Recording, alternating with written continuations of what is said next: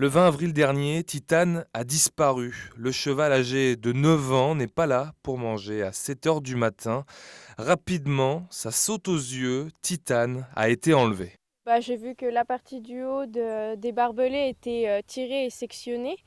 Et les poteaux étaient gentiment soulevés et après posés par terre. Donc un cheval ne peut pas faire ça, il aurait tout défoncé. Clémentine, sa propriétaire, elle, n'est pas sur place. Elle est rentrée pour les vacances chez ses parents, en Savoie. Coincée loin de la Sarthe, elle s'active sur les réseaux sociaux et il faut aller vite pour retrouver Titane.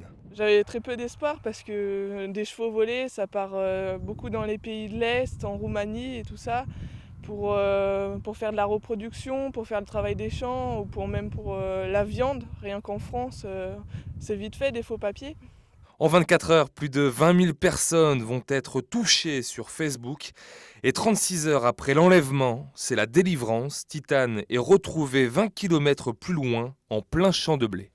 J'en ai pas dormi pendant 36 heures, c'est un cauchemar.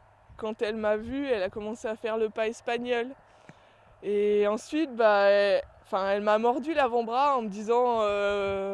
Moi, je l'ai interprété comme ça, en me disant maman, pourquoi tu m'as laissé partir.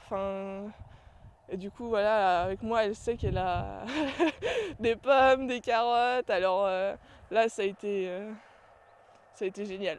Le vol de Titane n'est pas un cas isolé. Ils se sont multipliés dans les régions équines à l'image de la Sarthe ou du Val-de-Loire.